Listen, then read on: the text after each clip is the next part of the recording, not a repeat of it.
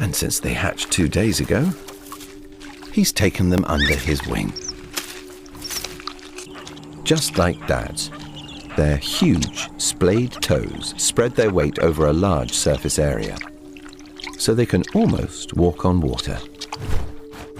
When Jacanas sense a threat, they usually scoop up their young and head for cover. But his chicks are scattered too far, so he sends out a secret alarm call, triggering an incredible anti-predator instinct. The chicks freeze.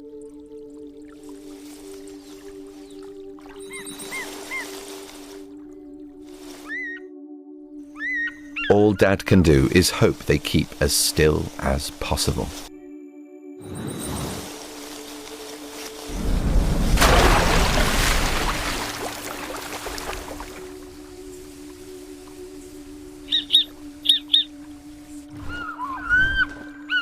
Once danger's past, he runs to pick them up.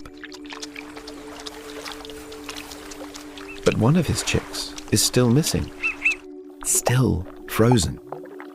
Her breathe. But because she's underwater, she can't hear her dad's call.